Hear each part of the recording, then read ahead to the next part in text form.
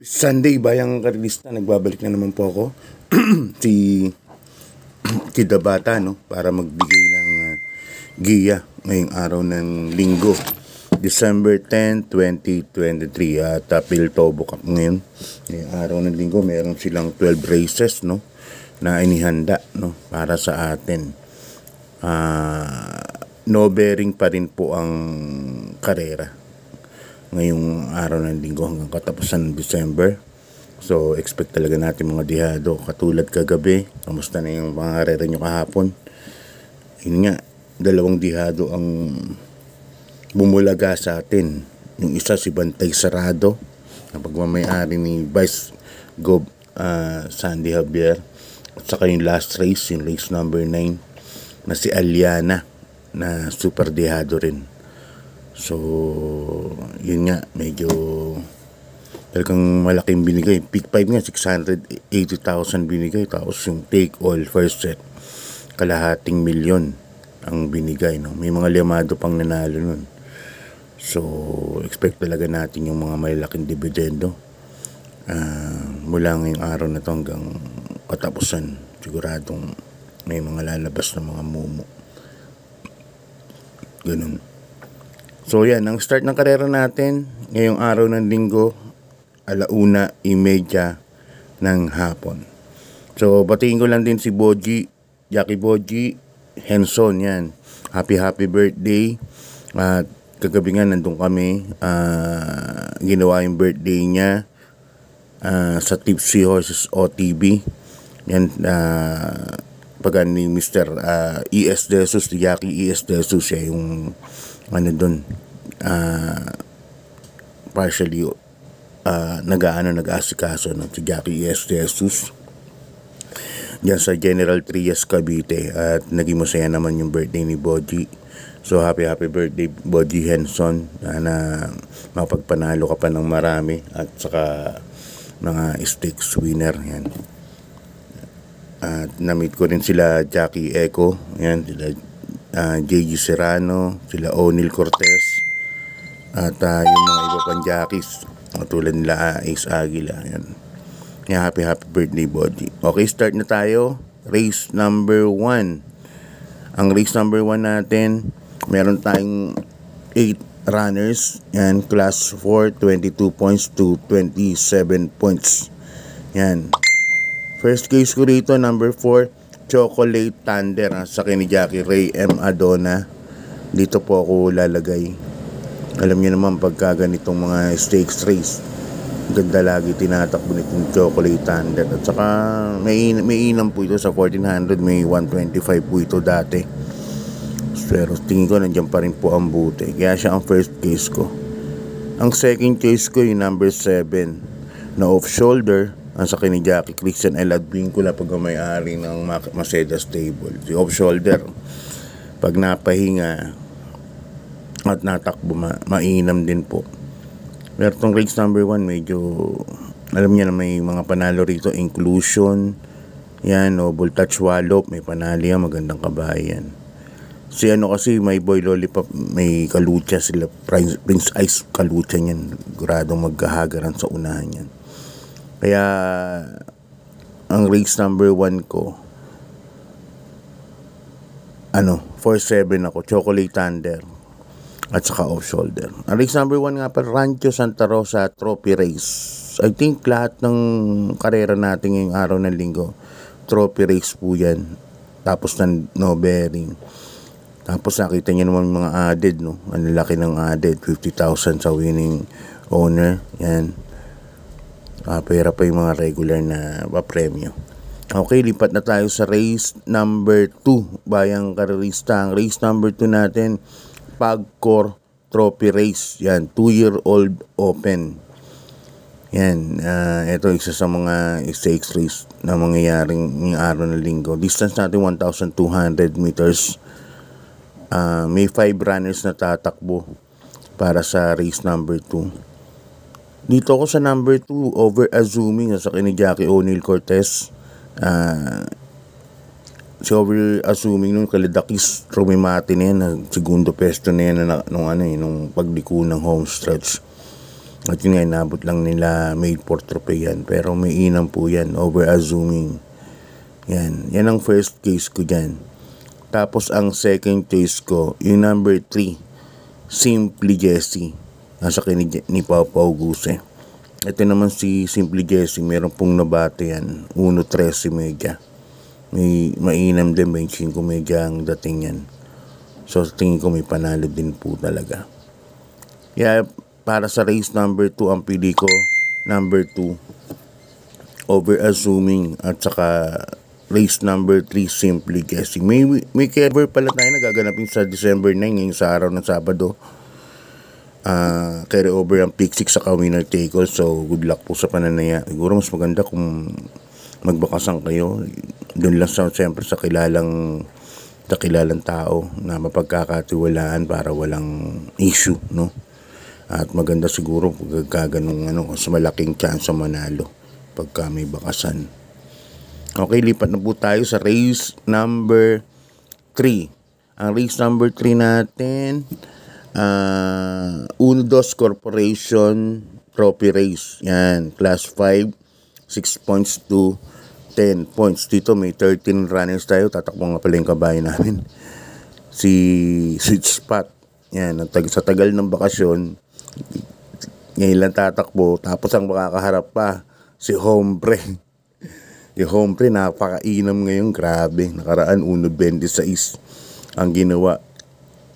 Sa lagay ng pista ngayon, sa medyo malalim pista, magkumuha ng 1.26, panlabang ka na talaga. Kaya yan, tingin ko 1 for the day yan. Yung number 9 na yun, Hombre. Swerte na lang kami pag nakatimbang kami. Pero syempre, gagawin namin lahat para matimbang. Sayang din premyo yan So, tingin ko super outstanding rin to, number 9, Hombre. Galing ng preparasyon nila Big Boss Games dito sa kabayan na to. At yun nga, nung nanalo nakaraan, Ugando si Francis Tuaso na rin ang sakay nung time na yun. So para dito sa race number 3, solo na po yan, 1 for the day. Suko na kami dyan. Grabe, super baba ng laban. Number 9, Hombre. Parang gusto niyang balikan si Hakim na tumalos kayong 2 beses. Tingin ko mapapareha si Hakim ulit dito kay Hombre. Okay, lipat na tayo sa race number 4, bayang karerista, PCSO Piltobo Stakes Race. Yan, distance natin 1400 meters. Dito may 12 runners tayo but 11 betting options lang. Ito matataas ang grupo kasi class 4, 34 points to 39 points po ito. First race ko, number 11, Sonic Lane, ganda numero. Sasakyan ni Jeff Tagulaw Sarate. Malamang maipes. Nakaraan kasi parang humagad-kagad sa unahan to, kaya hindi natimbang nung di siya na segundo nun. Ngayon, sa tingin ko, baka ipesto lang ni Jeff to. Kagad sa larga. Number 11, Sonic Lay, first case ko. Second case ko, number 7, Agi Daw. Yan, sasakyan ni Jackie JB Bakaykay.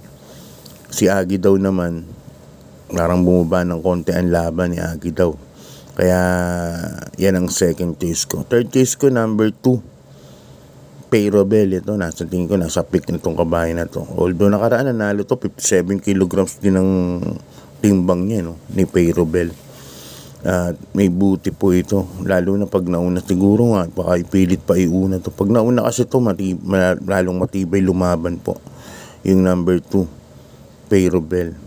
Kaya dyan sa karera na yan, race number 4, tatlo pili ko, number 11, Sonic Lay, number 7, Agi Daw, saka number 2, Payrobel. Yan. Okay, lipat na po tayo sa race number 5, bayang karerista. Ito galing kay Congressman Lolita Karen T. Javier, Juvenile Phyllis Cup. Yan, race number 5 natin. 1,400 meters. Dito may 4 runners lang po tayo. Sponsored ng Andox Lithium po ito. Made for Trophy, Star of the Future, Malibu Princess Giselle Love. Dahil nga 4 lang po ito, and 4 lang na entry, so solo na po ako, Solo ko na po yung number 1, Made for Trophy, sa kay ni Kelvin B. Abobo. Nakaraan, Roy Mati ang kiladakis nga. galing din sa likod yan pero nung Remate medyo may inam naman. Nung time na yung first round pa lang niya as regular, no? Ngayon, pangalawa na baka sa tingin ko baka mag-improve. Tsaka made for trophy, parang ano nila trophy to. Malakas ang Remate. Kaya yan para sa karera na yan. Race number 5, solo na po ako yan. Number 1, made for trophy. Yan. So, lipat na po tayo bayang karerista sa race number 6. Ang race number 6 po natin, medyo marami pong entries. 13 runners po tayo. Uno Dos Corporation Trophy Race po ang sponsor nito. Uno Dos International Gaming Corp ang sponsor. First case ko rito, number 2, Magnolia Yana. Ito, alam ko, dihado po sa K2 to pero dyan po ako lalagay. Jan Alvin Guse, welcome back. Supremo, no? Nakabalik na ulit. Dyan ako lalagay number 2, Magnolia Yana. Mababa yung numero niya. At sa tingin ko, ipipilit na ni Alvin iuna to. Kasi matapang lumaban yung si Yana, Magnolia Yana pag nauna. Kaya yan ang first case ko dyan. Second case ko na rin, number 7, Captain Dead. Yung kabahay ni Big Boss Games, sasakyan ni Francis Tawason, Captain Dead. Alam niyo na, pag mga Big Boss, mga kabahay ni Big Boss Games, lumalabas ang inam pagka ganitong stakes race. Magagaling maghanda yung mga trainer nito, tsaka sila Brother Michael Real, magagaling magprepara ng kabayo. Kaya yan ang second choice ko. Third choice ko yung number 6, Tatler Story, ang kabahay nila MM Gonzales. Yan, sasakyan ni Jackie Ponjap Tabor. Yan, si number 6, Tatler Story. Baka ito makaabang kay La Magnolia Yana, no? May remate rin kasi ito, may stamina din. So yan, sa race number na yan, 276 po ako sa race number 6. Okay, lipat na po tayo. Race number 7, Bayang Karista, Ambassador Antonio M. Lagdameo Juvenile Championship Cup. Distance natin rito, milya, no? 1,600 meters. Dito meron tayong 5 runners. Nagbabalik na naman si Ghost na asakay ni Pau Use. Dati si Alvin sumasakay nito, no? Nakita niyo naman yung laban nung kay Sonnet 43. Sila ni Ghost, no? Pero ako sasalohin ko po rito para sa race number 7, number 3, Morning After. Sasakay ni Kelvin B. Abobo. Ang tinalo niyang Bill Jordan nakaraan. Saka nakita ko sa parada to nung nakaraan, napakagandang kabayo. Nung nakita ko nga sa parada to, sabi ko kalaban ni Bill Jordan to. Yun nga, nanalo nga si Morning After, napakagandang kabayo niya. Number 3, Morning After. Solo ko na po yan para sa race number 7. Okay, liban tayo sa race number 8, Happy Jockey Club Trophy Race. Dito 13 runners tayo but 12 betting options lang, class 5, 11 points to 15 points. Yan. First case ko, dihado, number 3, Noseng Yang Yana. At kay kasamang piso kick na sa akin Jackie J. Hernandez at saka ni Boji Henson. Yan po ang first case ko, isang bandera at saka isang diremate, no? Diyan ako lalagay. Second case ko, another dihado na naman. Ito, nakitaan ko ng buti ito. Number 8, My Star, nakaraan na segundo po. Kay Manny for Gabriel nun. Kaya siya ang second choice ko, number 8, My Star.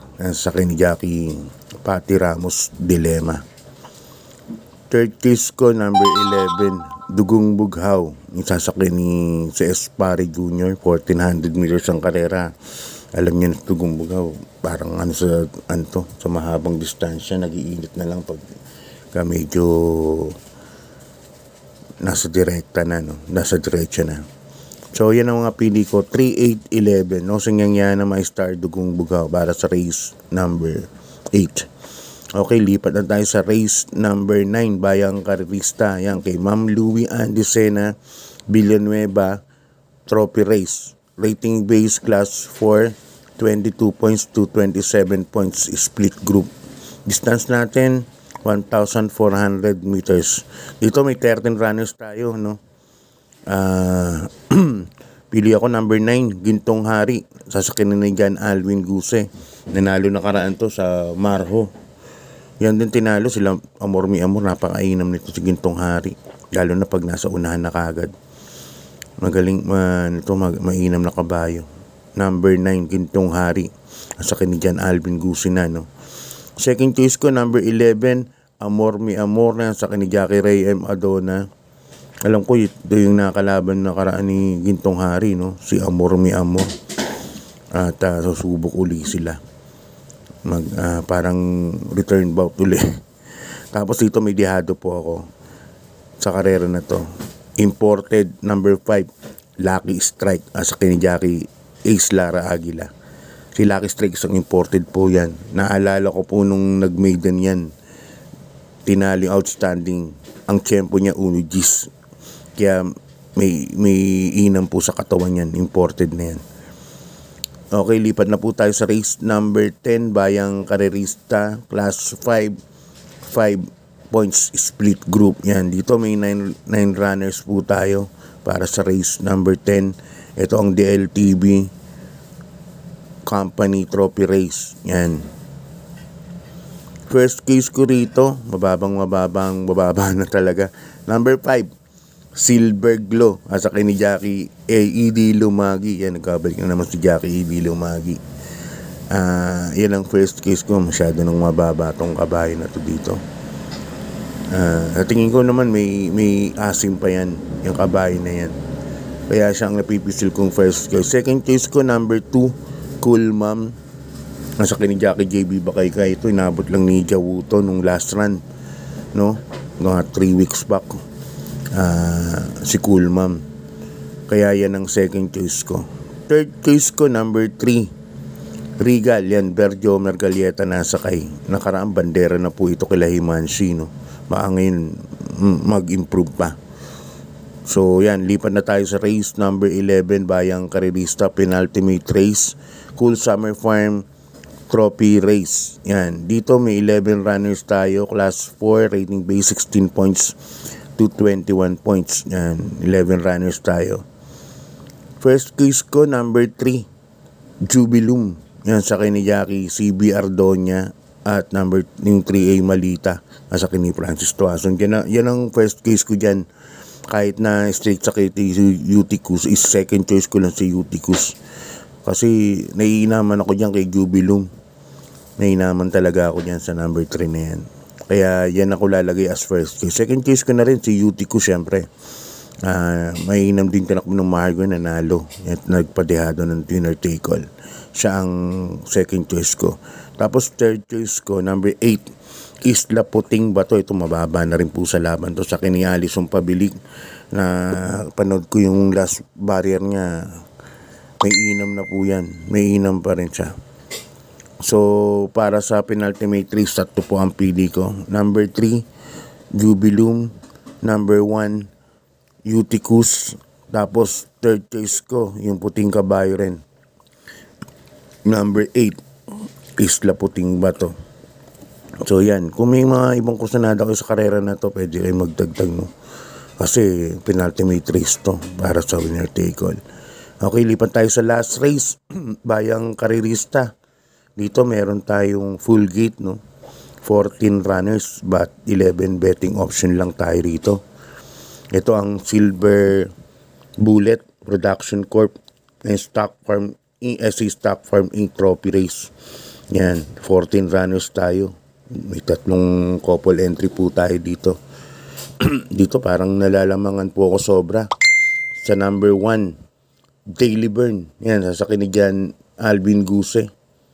Ang tinalo lang naman yun si Perfect Delight, no? Na isa imported. So parang malayo para sa kanila to. Malayo para sa kanila to.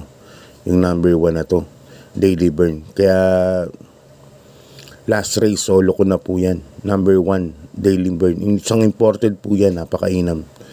Ang kalaban dati niya sila, Peros Treasure. So, parang Parang malayo naman masyado yung handicap nito. Kaya yan solo ko dyan, number 1. Daily burn. Ngayon, kung hanap ko yung Pomorcas o Trifecta, ang kukunin ko yung numero 12.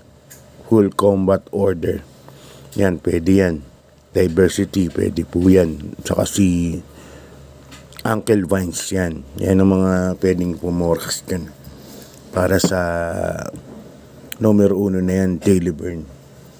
Pero ako solo ako dyan. So yan, bayang karista sa mga magpupunta sa Piltobo, baka makita nyo kami ron.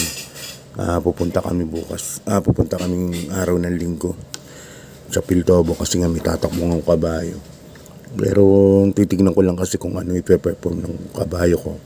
Long layoff kasi yun eh. So yun, tumawid lang na maayos yun, para nang nanalo.